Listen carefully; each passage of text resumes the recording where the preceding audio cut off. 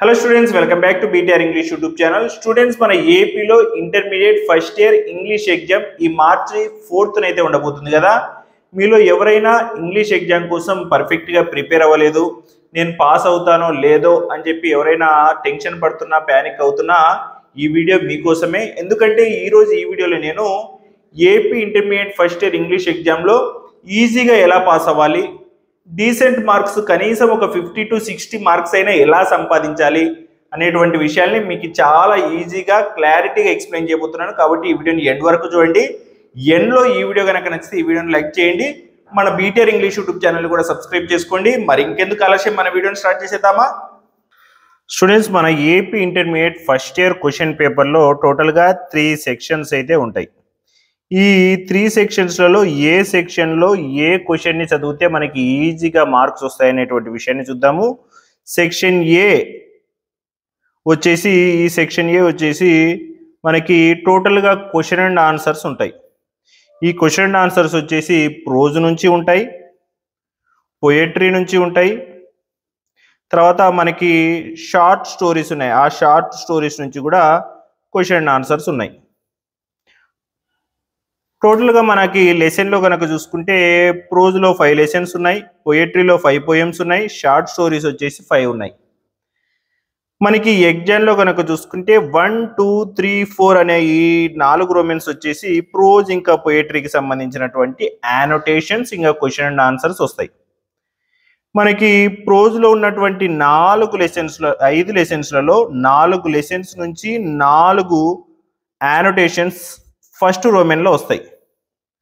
ఈ first రోమెన్లో 4 lessons నుంచి 4 annotations వస్తాయి. అంటే దాని అర్థం ఏంటంటే మనకి రాయాల్సినటువంటి క్వశ్చన్స్ వచ్చేసి ఓన్లీ 2 క్వశ్చన్స్ మాత్రమే రాయాలి. దీన్ని బట్టి మనం ఏమర్థం చేసుకోవచ్చు అంటే ఈ 5 లెసన్స్లో 3 లెసన్స్ నేర్చుకున్నాం అనుకో, చూపిస్తాను మీకు. 1, 2, 3, 4, 5.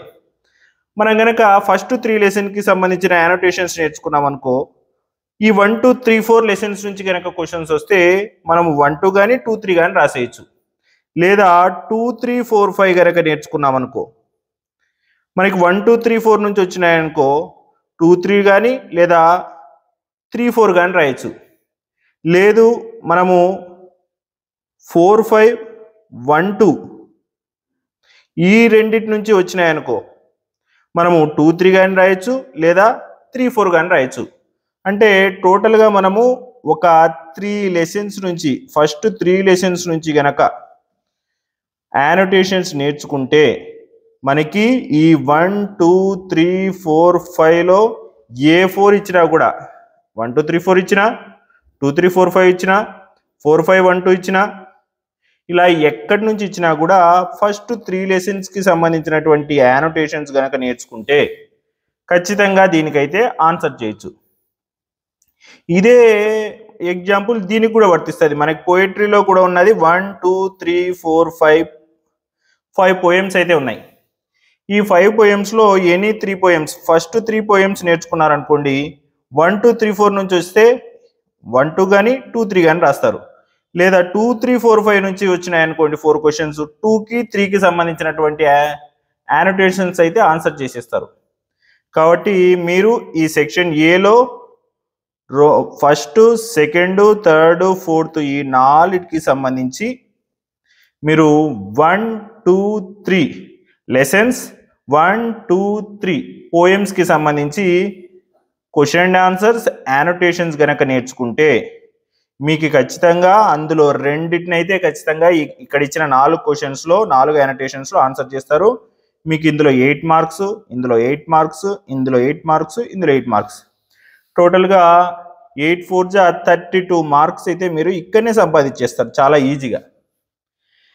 మేము ప్రతి లెసన్లో కూడా యానోటేషన్స్ని నేర్చుకోలేము. 3 లెసన్స్ 3 పోయమ్స్ అంటే ఒక్కొక్క దాంట్లో 4, 5 ఉంటాయి. ఎలా నేర్చుకోవాలంటే ఒక లెసన్లో ఒక యానోటేషన్ని ఆల్ ఇన్ వన్ యానోటేషన్ అని చెప్పి ఉంటుంది, దాన్ని కనుక నేర్చుకున్నారంటే మీకు ఈ లెసన్ నుంచి ఈ పోయం నుంచి ఎటువంటి యానోటేషన్ వచ్చినా ఎటువంటి క్వశ్చన్ వచ్చినా అది రాసేసినారంటే ఏ క్వశ్చన్కైనా కూడా అది ఆన్సర్గా సెట్ అయ్యేలాగా తయారు చేసి ఉంటాం. దాని గురించి చివరిలో మాట్లాడదాం. కాబట్టి 1, 2, 3 1, 2, 3 ప్రోజు పోయట్రీలో 6 యానోటేషన్స్ నేర్చుకున్నారంటే మీకు 32 మార్క్స్ అయితే వస్తాయి. నెక్స్ట్ వచ్చేసి మనకున్నటువంటి 5th రోమన్లో ఇలాగే 1 2 3 4 5 షార్ట్ స్టోరీస్ అయితే ఉన్నాయి. ఈ 5 షార్ట్ స్టోరీస్ నుంచి 3 షార్ట్ స్టోరీస్ అయితే మనకి ఎగ్జామ్లో వస్తాయి. కాబట్టి మనం ఏం చేయొచ్చు అంటే ఇందులో కూడా ఎనీ 1 2 3 కనుక నేర్చుకున్నామంటే 1 2 3 ఇచ్చినారంటే 1 2 3లో ఏదైనా రాస్తాం. 2 3 4 ఇచ్చినారంటే 2 3 రాయొచ్చు. 3 4 5 ఇచ్చినారంటే థర్డ్ది రాయొచ్చు. కాబట్టి మనకి షార్ట్ స్టోరీస్లో కూడా ఎస్ఏస్ ఉంటాయి. ఇవన్నీ కూడా ఈ ఎస్ఏలు కనుక ఫస్ట్ స్టోరీది, సెకండ్ స్టోరీది, థర్డ్ స్టోరీది ఎస్ఏలు కనుక నేర్చుకున్నారంటే ఇక్కడ కూడా 8 మార్క్స్ అయితే వస్తాయి. ఇక్కడ కూడా 3 ఎస్ఏస్ నేర్చుకుంటే 8 మార్క్స్ వస్తాయి. ఇక్కడ 6 యానోటేషన్స్ నేర్చుకుంటే 32 మార్క్స్ వస్తాయి. టోటల్గా ఇక్కడనే 40 మార్క్స్ అయితే మీరు సంపాదించవచ్చు.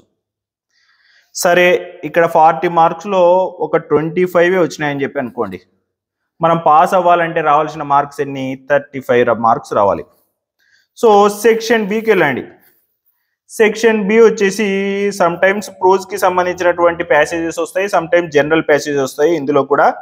కాబట్టి ఈ సెక్షన్ బిలో ఇక్కడ ఉన్నటువంటి ప్యాసేజ్ మొత్తాన్ని చదివి గనక మనము ఆన్సర్స్ రాయగలిగితే అందులో కనీసం 5th ఆన్సర్ వదిలిపెడితే 5th ఆన్సర్లో 5th క్వశ్చన్లో సమ్ టైమ్స్ సినోనిమ్స్ యాంటోనిమ్స్ అడుగుతారు. కాబట్టి 5th ఒకటి వదిలిపెట్టేస్తే మిగతా 4 ఆన్సర్స్ గనక మీరు రాయగలిగినారంటే ఇక్కడ కూడా 4 మార్క్స్ వస్తాయి. అక్కడ 25, ఇక్కడ 4, టోటల్ ఎంత? 29 మార్క్స్. సరే, ఇక్కడ 4 కూడా వద్దు, ఒక 3 వేసుకోండి, 28 మార్క్స్ వస్తాయి. తర్వాత 7th రోమన్ కనుక చూసుకుంటే ఈ 7th రోమన్ కూడా జనరల్ ప్యాసేజ్, అన్సీన్ ప్యాసేజెస్ అయితే ఇందులో వస్తాయి. ఈ అన్సీన్ ప్యాసేజెస్ని బాగా చదివితే మనకి ఇక్కడ ఉన్నటువంటి వాటి నుంచే క్వశ్చన్స్ వస్తాయి, ఒక 5th క్వశ్చన్ తప్ప. ఈ 5th క్వశ్చన్ మాత్రము యాంటోనిమ్ కానీ లేదా సినోనిమ్ కానీ, ఇక్కడ అడిగినారు చూడండి, యాంటోనిమ్ కానీ లేదా సినోనిమ్ కానీ అడుగుతారు. కాబట్టి ఇక్కడ కూడా ఒక 3 మార్క్స్ వచ్చినాయి అనుకోండి. 28 + 3 ఎంత అవుతుంది? 31 మార్క్స్ వచ్చినట్లు. తర్వాత సెక్షన్ సి కనుక చూస్తే సెక్షన్ సి కంప్లీట్గా గ్రామర్కి సంబంధించినటువంటి సెక్షన్ ఇది. మరి గ్రామర్ నాకు అస్సలు రాదు కదా సార్, ఎలాగంటే గ్రామర్లో కూడా ఒక 1 అవర్ నేర్చుకుంటే అర్థమైపోయేటువంటి టాపిక్స్ చాలా ఉన్నాయి. అందులో ఫస్ట్ వన్ వచ్చేసి రోమన్ నెంబర్ 15లో ఉండేటువంటి పార్ట్స్ ఆఫ్ స్పీచ్. ఈ పార్ట్స్ ఆఫ్ స్పీచ్ అనేటువంటి టాపిక్ చాలా సింపుల్. ఈ పార్ట్స్ ఆఫ్ స్పీచ్కి సంబంధించిన వీడియోస్ మన ఛానల్లో చాలా ఉన్నాయి. కాబట్టి మన ఛానల్లోనే ఈ పార్ట్స్ ఆఫ్ స్పీచ్కి సంబంధించిన వీడియోస్ అయితే చూసేయండి. పార్ట్స్ ఆఫ్ స్పీచ్కి సంబంధించి టోటల్గా 6 క్వశ్చన్స్ అయితే వస్తాయి. ఒక్కొక్క దానికి ½ మార్కు, 3 మార్క్స్ అయితే ఇక్కడ సంపాదించవచ్చు.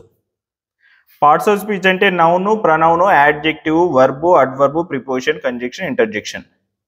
ఇక్కడ ఇచ్చినటువంటి వర్డ్ నౌనా, ప్రనౌనా, యాడ్జెక్టివా, వర్బా, అడ్వర్బా, ప్రిపోజిషనా, కంజంక్షనా, ఇంటర్జెక్షన్ అని మాత్రమే మనం రాయాల్సి ఉంటుంది. సో ఇక్కడ ఆల్రెడీ మనకు అక్కడ 31 మార్క్స్ వచ్చినాయి కదా, ఇక్కడ కనీసం 2 మార్క్స్ తెచ్చుకోవడానికి ట్రై చేయండి. 33 మార్క్స్ అయితే వస్తాయి. నెక్స్ట్ అంటే నేను లైన్లో చెప్తున్నాను, ఇక్కడ పార్ట్స్ ఆఫ్ స్పీచ్ నేర్చుకున్న తర్వాత ఆర్టికల్స్ చాలా సింపుల్ అనిపిస్తుంది. ఎందుకంటే యాడ్జెక్టివ్స్ లాంటివి ఆర్టికల్స్ ఒక నౌన్ని స్పెసిఫై చేస్తాయి ఆర్టికల్స్ కూడా. సో ఈ ఆర్టికల్స్కి సంబంధించి కూడా 6 బిట్స్ అయితే ఉంటాయి. 6 బిట్స్లో ఒక్కొక్క దానికి ½ మార్క్ చొప్పున ఇక్కడ కూడా 3 మార్క్స్ అయితే దీనికి సంబంధించినటువంటి మార్క్స్ అనమాట. దీనికి సంబంధించి కూడా మన ఛానల్లో వీడియో చేసినాను, లేదా యూట్యూబ్లో ఏ వీడియో చూస్తేనైనా కూడా ఒక ½ అవర్లో మనకి ఆర్టికల్స్ అనేటువంటి ఈ టాపిక్ ఈజీగా అర్థమైపోతుంది. ఇక్కడ కూడా కనీసం ఒక 2 మార్క్స్ అయినా సంపాదించడానికి ట్రై చేయండి. 35 ఇక్కడనే పాస్ అయిపోతాం మనం. ఇంకా మనకి ఒక డీసెంట్ మార్క్స్ కావాలి అని చెప్పి అనుకుంటే మనము ఈజీ టు డిఫికల్ట్కి వెళ్దాం. Roman number 14. ఈ రోమన్ నెంబర్ 14 అనేది సైలెంట్ కాన్సోనెంట్స్. ఫర్ ఎగ్జాంపుల్ ఇక్కడనే చెప్తాను, మీకు అర్థమైపోతుంది చూడండి. DWARF. దీని ప్రొనౌన్సియేషన్ చేయాలి మనం. మనకి ఒక వర్డ్ని చదవడం వస్తే చాలు, దీంట్లో పాస్ అయిపోతాం. డ్వాఫ్, దీన్ని డ్వాఫ్ అని చెప్పి చదువుతాం. డ్వాఫ్ అంటే ప్రొనౌన్సియేషన్ చేసినప్పుడు చూడండి ఆర్ అనేటువంటి కాన్సోనెంట్ లెటర్ సైలెంట్గా ఉండిపోతుంది. మనం డ్వాఫ్ అని చెప్పి చదువుతాం. తర్వాత డెఫ్లో వచ్చేసి డిఈఏఎఫ్, డెఫ్లో వచ్చేసి ఏ అనేటిది సైలెంట్ అవుతుంది. హూలో డబ్ల్యూ సైలెంట్ అవుతుంది. మోక్లో సి సైలెంట్ అవుతుంది. కాబట్టి ఇట్లా ఒక వర్డ్ని ప్రొనౌన్సియేషన్ చేసి ఆ వర్డులో సైలెంట్గా ఉన్నటువంటి లెటర్ ఏంటి అనేది కనుక మీరు గుర్తిస్తే ఇక్కడ 6 ఉంటాయి. 6కి ఒక్కొక్క దానికి హాఫ్ మార్క్, టోటల్గా 3 మార్క్స్ అయితే వస్తాయి. ఇక్కడ కూడా కనీసం ఇప్పుడు 35 మార్క్స్ అయినాయి కదా, 35కి ఒక 2 తెచ్చుకున్నారనుకోండి 37 మార్క్స్ అవుతాయి. తర్వాత ఇక్కడ ప్రిపోజిషన్స్ కాస్త కష్టమే. తర్వాత suitable forms, word forms, verb forms చాలా కష్టమే. ఒక్క రోజులో నేర్చుకోవడానికి కష్టము. ముందు నుంచి ప్రిపేర్ అయితే ఈజీగా రాయొచ్చు. కానీ తర్వాత మనకి రోమన్ నెంబర్ 18, ఈ రోమన్ నెంబర్ 18 కనుక చూస్తే మనకి ఆడ్ సౌండ్స్ అనేటివి ఇక్కడ ఉంటాయి అన్నమాట. అంటే 3 వర్డ్స్ అయితే ఇస్తారు. 3 వర్డ్స్లో లుక్, బుక్, మూడిట్లో కూడా సేమ్ లెటర్సే, ఓవో ఓవో ఓవో. మనం ఇందులో ఏం చేయాలంటే లుక్ ఉ, బుక్ ఉ, ఈ ఓవో అనేటివి ఏ సౌండ్ని ప్రొడ్యూస్ చేస్తున్నాయి? మూడ్, ఊ. కాబట్టి ఇక్కడ ఆడ్గా అంటే డిఫరెంట్గా సౌండ్ ఏది ఇస్తుంది? మూడ్ ఇస్తుంది. కాబట్టి మూడ్ అని చెప్పి రాసేయాలి. అంత ఈజీగా ఉంటుంది ఇది. Gun, gem, girl. ఇక్కడ జీ కింద అండర్లైన్ ఉంది. ఇక్కడ జీ గన్, ఇక్కడ జెమ్, ఇక్కడ గర్ల్. కాబట్టి ఆడ్గా సౌండ్ ఉండేది ఏంటి? జెమ్. సో ఇట్లా మనకి ఇచ్చినటువంటి ఆ 3 వర్డ్స్లో అండర్లైన్ చేసిన లెటర్ ఏ వర్డ్లో డిఫరెంట్గా ప్రొనౌన్సియేషన్ చేస్తున్నాము అనేది గుర్తుపట్టాలా. ఇక్కడ మనకి 5 ఉంటాయి. 1 2 3 4 5 ఉంటాయి. ఇక్కడ మనకి చాయిస్ అనేది ఉంటుంది అనమాట. ఫోనెటిక్ ట్రాన్స్క్రిప్షనా లేదా ఈ ఆడ్ సౌండ్స్ అనే దాంట్లో మీరు ఆడ్ సౌండ్స్ని సెలెక్ట్ చేసుకోండి. ఇక్కడ ఈజీగా 5కి 5 మార్క్స్ అయితే సంపాదించవచ్చు. మీకు నేను చెప్పింది అర్థమైంటే ఖచ్చితంగా 5కి 5 మార్క్స్ సంపాదించవచ్చు. 42 మార్క్స్ అయితే ఇక్కడికి. తర్వాత సిలబుల్ అనేటువంటి టాపిక్ కూడా ఒక్కసారి సింపుల్గా ఎక్స్ప్లెయిన్ చేస్తాను, వినండి. సిలబుల్ అంటే ఒక వర్డ్ని ప్రొనౌన్సియేషన్ చేసినప్పుడు, ఫర్ ఎగ్జాంపుల్ టుడే ఉంది. టుడే అనేటువంటి వర్డ్ని ప్రొనౌన్సియేషన్ చేసినప్పుడు ఎన్నిసార్లు మనం సౌండ్స్ని ప్రొడ్యూస్ చేస్తున్నాం? To day. సో టు అనేటువంటి ఒక సౌండ్ని, డే అనేటువంటి ఇంకొక సౌండ్ని ప్రొడ్యూస్ చేస్తున్నాయి. కాబట్టి ఇందులో టోటల్గా 2 సౌండ్స్ ఉన్నాయి. కాబట్టి ఇందులో 2 సౌండ్స్ ఉన్నాయి.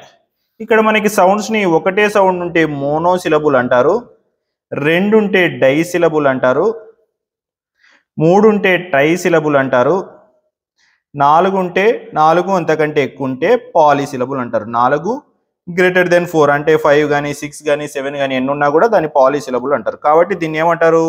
డైసిలబుల్ అని చెప్పి అంటారు. కాబట్టి డైసిలబుల్ అని చెప్పి రాసేస్తే సరిపోతుంది. 2 ఆర్ డైసిలబుల్ అని చెప్పి ఆ వర్డ్ పక్కన రాసేస్తే సరిపోతుంది. 1 ఉంది. 1 వచ్చేసి ఒకటేసారి పలికేస్తున్నాం కాబట్టి ఇది మోనోసిలబుల్. తర్వాత ఇంకా ఈజీగా ఉండేది ట్రూత్, TRUTH. ట్రూత్ ఒకటేసారి పలుకుతున్నాం కాబట్టి ఇది మోనోసిలబుల్. గుడ్ ఒకటేసారి పలుకుతున్నాం కాబట్టి ఇది మోనోసిలబుల్. సో స్ట్రేంజ్ అనేది కూడా ఒకటేసారి పలుకుతున్నాం కాబట్టి మోనోసిలబుల్. ఇట్లా ఒక వర్డ్ని ప్రొనౌన్సియేషన్ చేసేదాన్ని బట్టి అది మోనోసిలబులా, డైసిలబులా, ట్రైసిలబులా, పాలిసిలబులా అనేది మనం కనిపెట్టాలి. ఇక్కడ చూడండి కాన్సోనెంట్, ఇక్కడ 1 2 3 కాన్సోనెంట్ కాబట్టి ఇది ట్రైసిలబుల్. సో ఇట్లా ఒక వర్డ్ని ప్రొనౌన్సియేషన్ చేసేటప్పుడు ఎన్ని సౌండ్స్ ప్రొడ్యూస్ అవుతున్నాయి అనేది మీరు గుర్తుపట్టి దాని పక్కన ఆ నెంబర్ వేసి 1 2 3 సౌండ్స్ ప్రొడ్యూస్ చేస్తున్నాయని రాసి డైసిలబుల్, మోనోసిలబుల్, ట్రైసిలబుల్, పాలిసిలబుల్ రాస్తే సరిపోతుంది. బ్యూటిఫుల్ చూడండి, బ్యూటిఫుల్ ట్రైసిలబుల్. తర్వాత ఆనరబుల్ వచ్చింది, HONOURABLE, ఆనరబుల్, ఆనరబుల్ 1 2 3 4 కాబట్టి ఇది పాలీసిలబుల్, 4 పాలీసిలబుల్. సో ఇలా గనక మనం రాస్తే దీనికి కూడా 3 మార్క్స్ అయితే మనం ఈజీగా, ఇది 3కి 3 సంపాదిస్తారని చెప్పి అనుకుంటున్నాను. 45 మార్క్స్ అయితే వస్తాయి. తర్వాత మనకి ఇంకా సింపుల్గా ఏది రాయొచ్చు అంటే కింద ఇచ్చినారు చూడండి, ఇక్కడ రోమన్ నెంబర్ 20లో కన్వర్జేషన్ ఉంటుంది. దీన్నైనా రాయడానికి ట్రై చేయండి, లేదా ఇక్కడ ఇచ్చినటువంటి పై చార్ట్ని పేరాగ్రాఫ్ రూపంలో రాయడం కొంచెం కష్టమే, కానీ ఇచ్చినటువంటి ఇన్ఫర్మేషన్ని ఏదో ఒక రూపంలో, అంటే మనకి non verbal interpretation of non verbal ఇన్ఫర్మేషన్లో pie chart, bar graph, tree diagram, flow chart, table అని చెప్పి 5 రకాలుగా ఉంటాయి నాన్ వెర్బల్ ఇన్ఫర్మేషన్స్. ఇచ్చినటువంటి ఇన్ఫర్మేషన్ని ఏదో ఒక టైప్లోకి మార్చాలా. How to send email with an attachment, open your email account. దీన్ని ఇలా ఒక ప్రాసెస్ లాగా ఉన్నదాన్ని ఫ్లో చార్ట్ రూపంలో రాస్తాం. ఫ్లో చార్ట్ అంటే ఏంటి? ఇప్పుడు మనకి 45 మార్క్స్ అయితే వచ్చినాయి, అది గుర్తుపెట్టుకోండి. ఫ్లో చార్ట్ అంటే ఏంటంటే ఒక ప్రాసెస్ని ఇలా నెక్స్ట్ ఏం జరుగుతుంది, నెక్స్ట్ ఏం జరుగుతుంది, నెక్స్ట్ ఏం జరుగుతుంది, నెక్స్ట్ ఏం జరుగుతుంది అని ఆ ప్రాసెస్ని ఇలా రాసుకుంటూ పోతే దాన్నే ఫ్లో చార్ట్ అంటారు. సో దీన్ని కూడా రాయడానికి ట్రై చేస్తే 5 మార్క్స్ పక్కాగా వస్తాయి, 50 మార్క్స్ అయితే అవుతాయి. ఇప్పటి వరకు నేను చెప్పినటువంటి వాటిలో 2 మార్క్స్ వేసుకుంటూ పోయినా కదా, వాటిలో 3కి 3 సంపాదించగలిగినారంటే ఖచ్చితంగా మీకు 60 అబవ్ అయితే వస్తాయి. ఇందులో కూడా నేను కొన్ని మార్క్స్ అయితే తగ్గించినాను. దీన్ని కనుక మీరు పర్ఫెక్ట్గా 30-40 మార్క్స్ గాను నేను ఎన్ని మార్క్స్ వేసినానంటే 25 మార్క్స్ వేసిన దీంట్లో, ఈ సెక్షన్ ఏలో. దీంట్లో కూడా మీరు కాస్త పర్ఫెక్ట్గా రాస్తే కనీసం ఒక 30 మార్క్స్ తెచ్చుకున్నారంటే ఈజీగా 50 to 60 మార్క్స్ అయితే ఏపీ ఇంటర్మీడియట్ ఫస్ట్ ఇయర్ ఇంగ్లీష్లో అయితే మీరు సంపాదించగలరు. కాబట్టి ఇది బాగా గుర్తుపెట్టుకొని ఎగ్జామ్లో మంచి మార్క్స్తో పాస్ అవ్వాలి అని చెప్పి ఆశిస్తూనే నేను ఈ వీడియో ఈ లాస్ట్ మినిట్లో అయితే చేస్తున్నాను. చాలామంది నేను ఇంతకుముందు కాలేజీలో పనిచేసిన స్టూడెంట్స్ రిక్వెస్ట్ చేసినారు కాబట్టి ఈ వీడియో అయితే చేశాను. ఖచ్చితంగా అందరూ ఎగ్జామ్ బాగా రాయాలని కోరుకుంటూ ఆల్ ద బెస్ట్ మీ అందరికి కూడా. బాయ్.